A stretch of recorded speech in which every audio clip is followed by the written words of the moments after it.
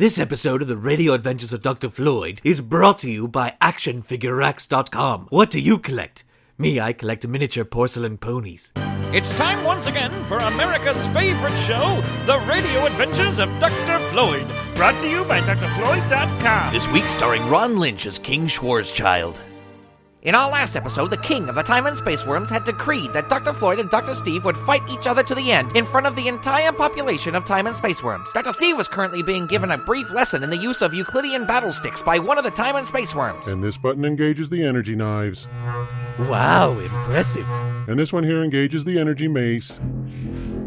Amazing. This thing does everything. Yeah, just about. What does this button do? That's the magnifying glass. What's that for? Well, if you want to look at something really small, you just point at it, and then you put your eye know. right up to it, and then you look through it, and it gets bigger because the I light know. goes through it, and it refracts it and makes it bigger. Stupid. You focus it on the back of your retina. I know what a magnifying glass does. I'm just asking why it's on a Euclidean battle stick. I don't know. Oh, I know. I bet if you were fighting someone outside, you could focus the energy of the sun through the magnifying glass and then burn them. Yeah, maybe. I don't know what it's for. Look, let's head out to the arena. Yes, I want to get there before Floyd. You know, the early bird catches the worm.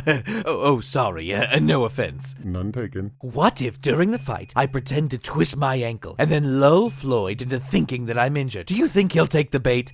Again, no offense. Again, none taken. Let's go to the arena. Fidget, come along. It's time to turn Dr. Floyd into worm food.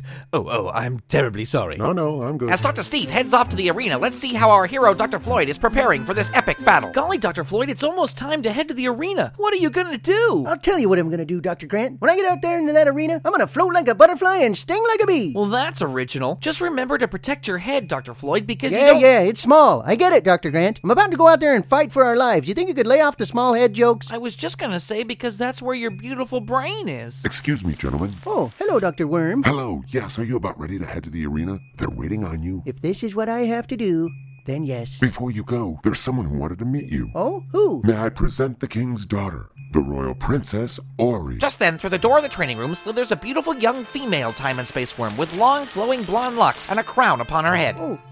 Hello there, Your Highness. Hello, Floyd. I know you must have a million thoughts running around that brilliant mind of yours, but I just wanted to come down and give you a kiss for luck. You are a brilliant and brave little man. With that, the princess bends forward and gives Dr. Floyd a tender kiss on the top of his head. Dr. Floyd turns bright red as the princess turns and slithers out of the room. Hubba, Dr. Floyd. Knock it off, Dr. Grant. I think the princess likes you, Dr. Floyd. She's very cute. I mean, for a time and space worm and all. You should ask her out. Dr. Grant. I'm afraid that will have to wait. It's time for us to head to the arena. Our heroes head off to the Laurentian Arena, where the entire population of the space station has gathered, eager to see Dr. Floyd and Dr. Steve fight each other to the end. When Dr. Floyd and Dr. Steve are both standing in the dead center of the arena, battle sticks in hand, the king steps forward in his viewing box. Let all those in attendance know that on this day, I, King Schwarzschild of the Time and Space Worms, do decree that Dr. Floyd and Dr. Steve will now fight to the end. From the sidelines, Dr. Grant, Chips, and Fidget stand waiting in anticipation to see what happens next. Jeepers, Chips, I'm not sure I want to watch this. Hey, you want to think about Floyd? What? Okay, sure, I'll take that bet. Dr. Floyd in 3 rounds. All right, here's a match. Begin the match! All right, Floyd, this is it. I do not want to fight you, Dr. Steve. This goes against everything I stand for. I should have known. Well, this is everything I live for, and I'm going to end this once and for all. Dr. Steve raises his battle stick into the air and brings it down towards Dr. Floyd, who, just in the nick of time, raises his battle stick into the air and blocks Dr. Steve's blow. There is a shower of sparks as the two sticks meet. Don't make me do this, Steve! Don't make you do what? Lose in front of all these people? No, don't make me angry. You wouldn't like me when I'm angry. Ooh, big talk for such a small head. That does it! Dr. Floyd, finding the strength of 10 men inside of him, throws Dr. Steve backwards and charges after him, swinging his battle stick. Hello, chop! What it? Karate! Well, hey now. Chop to the neck! Combo attack. Body blow! Body blow! Boot to the head. Uppercut! Hoinga. Roundhouse kick! Aikiba. Poke to the eye! Fingers to nose. Twirl! Karate kick. Hiya! Flying leap. Let go of my nose! Hiya. Take that, you whippersnapper! With one swift blow, Dr. Floyd trips Dr. Steve, who falls flat on his back, making him lose his grip on his battle stick, which goes flying out of his reach. Dr. Floyd positions his battle stick near Dr. Steve's throat and has his finger on the button on the side, ready to engage the energy knife. Floyd, please don't kill me. I'll do anything.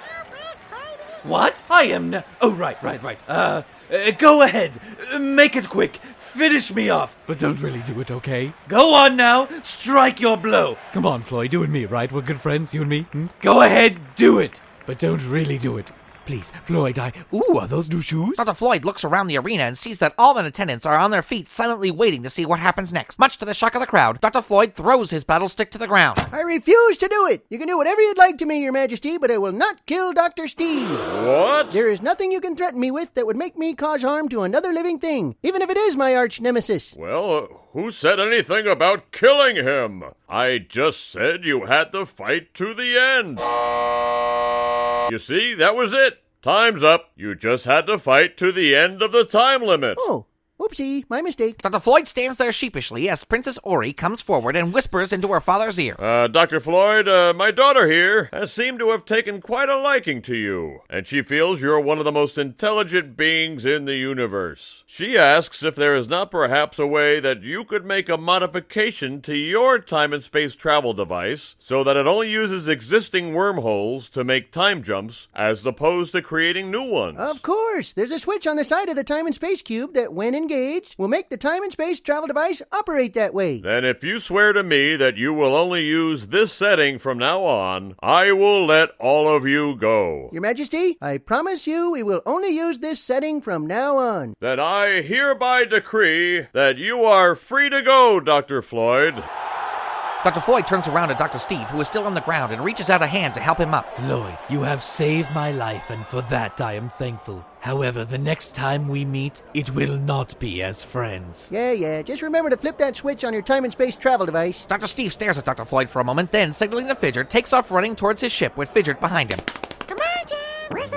Dr. Grant and Chips quickly run up to Dr. Floyd. You're letting him get away, Dr. Floyd. We'll get him, Dr. Grant, we'll get him. Chips, head on back to the ship and get the time and space travel device switched over. Floyd? Dr. Floyd turns to see Princess Ori standing behind him. He instantly bows low. Your Highness, I am forever in your debt for making the king let us go. Brilliance like yours, Floyd, shouldn't be kept imprisoned. You have a tremendous gift. You need to be out there saving people with it. I thank you, Your Highness. Now go.